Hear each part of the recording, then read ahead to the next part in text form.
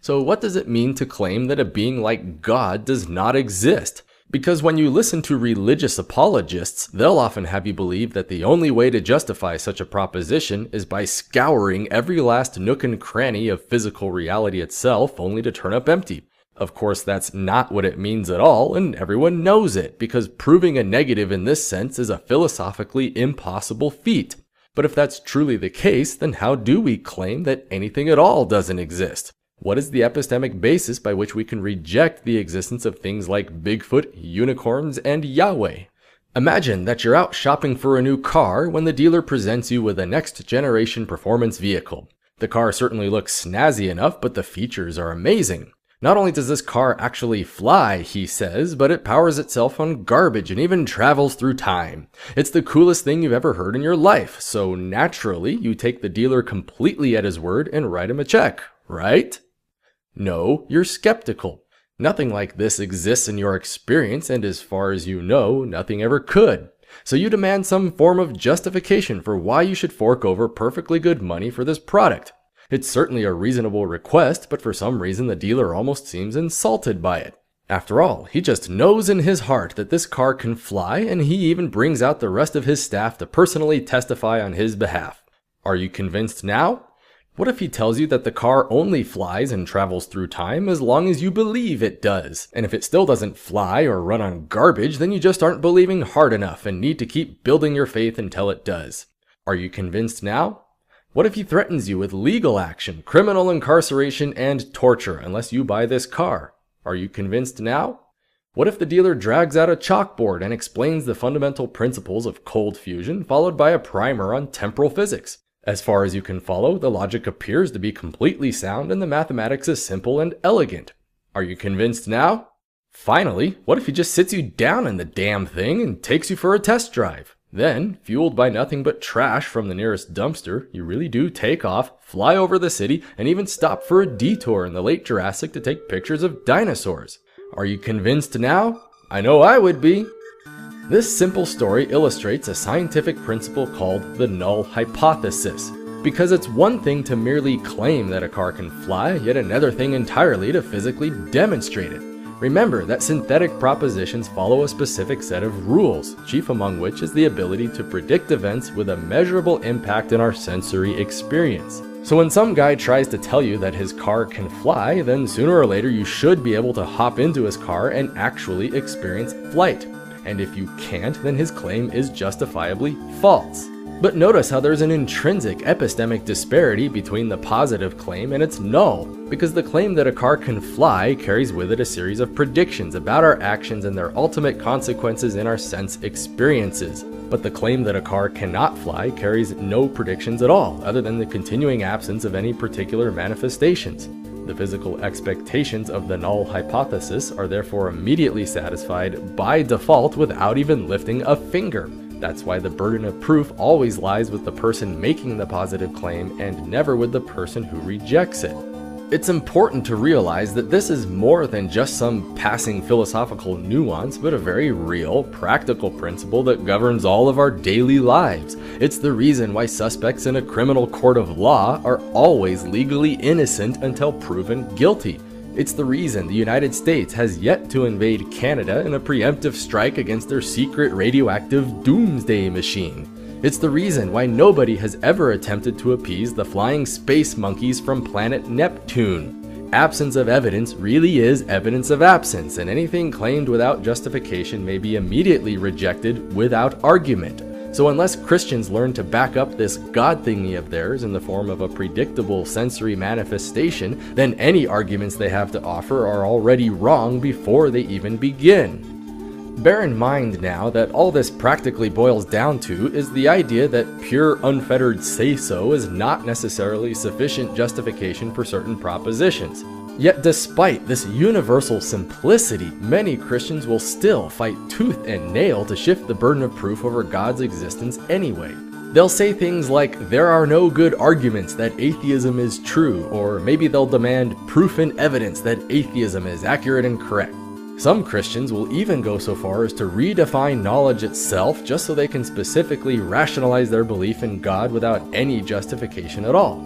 For example, Reformed epistemology is a branch of apologetics that just assumes God's existence outright before anything else and then interprets all human experience in that light. Some forms of presuppositionalism will even go so far as to claim that all of us, everywhere, already know in our hearts that God exists, and so asking for proof is just redundant. And not just any God, mind you, but specifically the Christian God as described in the Bible. It's a blatant admission that their belief has no demonstrable impact on reality, so they have to invent a whole new set of epistemic rules just for themselves, just so they can keep on believing anyway. So, all things being equal, the mere lack of evidence alone is already perfect justification for the strong assertion that there is no such thing as God. By definition, things which don't exist don't manifest in our sense experience, while only things which do exist eventually might. But religious apologists have a remarkable habit of failing on every conceivable epistemic level you can imagine. Because it's one thing to assert the existence of things that might be real, like a powerful personal agent with a vested interest in human affairs, but another thing entirely to believe in things that absolutely cannot be real, like an omnipotent, omnibenevolent being that necessarily exists outside of space and time. For instance, let's consider the idea of omnipotence, which is usually defined by the infinite potential to do literally anything. Alright, so if God can do anything, then let's see God create a rock so heavy that even God himself cannot move it. I know that I can personally perform this task on myself just fine, so why is it so hard for a deity? Or better yet, can God create a creature that God himself cannot control? How about if God creates another omnipotent God and then beats that God in an arm wrestle? No matter how one answers, there have to be things outside of the ability of an omnipotent being. This illustrates another fundamental epistemic rule known as coherence, the idea that whatever properties you assign to something, those same properties cannot lead to any annoying contradictions. A classic example of this is the idea of a married bachelor. By definition, a bachelor is already unmarried, so anything that happens to be married is automatically no longer a bachelor. Married bachelors therefore do not exist simply because the very concept itself violates the axiom of non-contradiction. That's why, without even leaving my own chair, I can already assert with absolute certainty that a truly omnipotent God does not exist either, simply by the nonsensical meaning of the idea itself. But let's take it one step further and consider omnibenevolence as defined by the infinite capacity for perfect goodness, love, mercy, and justice, all properties that imply an entity who would do everything it can to minimize suffering in our world. This sounds great in theory, except for the problem that our world is obviously overflowing with a massive amount of pointless, unnecessary suffering. Genocide, starvation, AIDS, cancer, birth defects, mental retardation, and polio are just a tiny fraction of the horrible maladies that human beings spend vast resources trying to eliminate. So if God genuinely happens to be real and deeply powerful, then he is also sitting idly by while droves of us needlessly suffer miserably. A truly omnibenevolent God therefore cannot exist simply by the mere virtue that the world is happier, safer, and more productive without smallpox in it. And so we see the principle of falsifiability, the idea that whenever you describe something with a predictable impact in our sense experience, then it sure is awful nice when those predictions actually come to pass. Remember that our only connection to the external world is through our senses, which are fundamentally detached from any true underlying perception of the universe. That's why we cannot deduce reality in the strictest sense, but only make inferences through logical induction. It's a basic limitation on knowledge that nature forces us to live with, yet Christian philosophers will actually fight against even this. They'll claim that induction is unreliable, or that it assumes a uniformity in nature, or that it's circular, or whatever. But of course, they've got it all wrong again. By definition, induction is simply the process of forming generalizations about sets through a limited sampling of subsets. Justification for this process is then found by examining the two epistemic possibilities. If incomplete samplings of a particular subset are indeed indicative of the behavior of the whole, then induction will lead to a correct belief in the form of predictable consequences. However, if the subset is not indicative of the whole, then sooner or later any beliefs based on induction will lead to failed actualization of desired outcomes. In other words, when it works, and when it doesn't, it eventually lets you know.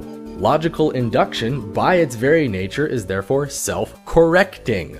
All it takes is the intellectual honesty to admit when our conclusions are wrong so that we can modify them in the face of new information. This is exactly why fallibilism and falsification are such integral aspects of the scientific method. In principle, both true and false beliefs can have the power to guide our actions toward desirable outcomes, but only false beliefs have the potential to ever periodically fail in that goal. Honest people embrace this, which is why honest people can actually be swayed in their beliefs by the introduction of new facts and evidence. But religious apologists are not honest people because they come from a position of absolute, unwavering certainty. That's why so many Christians cannot help but constantly bash on science at every turn, because science itself carries so many epistemic rules that Christians are not allowed to exercise on their theology. So let's be generous and assume that God is real and wants us to know about it. What could he do to effectively demonstrate his existence? In principle, this ought to be trivially easy. Maybe God could appear to us in distinct physical manifestations and personally share his uniquely profound wisdom in our daily lives. Maybe God could answer our prayers by performing distinct acts of healing with no natural counterpart. Maybe God could sign his name in the moon or encode his one true scripture into our DNA. Something that could only be explained if a powerful, personal agent were taking a vested interest in human affairs. But instead, what do we really have? We have a bunch of jumbled storybooks riddled with known corruptions and inconsistencies. We have the dogmatic assertions of hack philosophers and theologians who abjectly refuse to ever recognize or correct a single error from their beliefs. And we have a bunch of mutually incompatible denominations all claiming to represent the one absolute truth, yet continually diverging further apart with every passing generation. In short, we have exactly what one would expect from a purely cultural phenomenon of human making. This is all it means to hold a strong atheist view, because even if some human concept of God actually turned out to be real, then it necessarily follows that all the other thousands upon thousands of gods from human history are unquestionably false. So obviously, it's perfectly normal for human beings to invent entire religious traditions out of whole cloth, since any assertion of one is already an implied rejection of all others.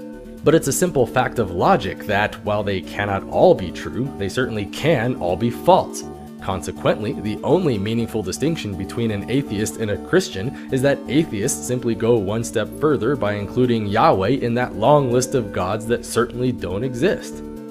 Any moron can claim that God is real, and any moron can rationalize that claim under a cloak of convoluted rhetorical arguments, but only a true and living God can exclusively demonstrate himself in the form of a predictable sensory manifestation. And if apologists would just fulfill this one simple criterion, then virtually everyone on earth would be more than happy to believe in God and convert to Christianity. But until this happens, we are all more than justified in cutting to the chase by declaring openly and proudly that God does not exist.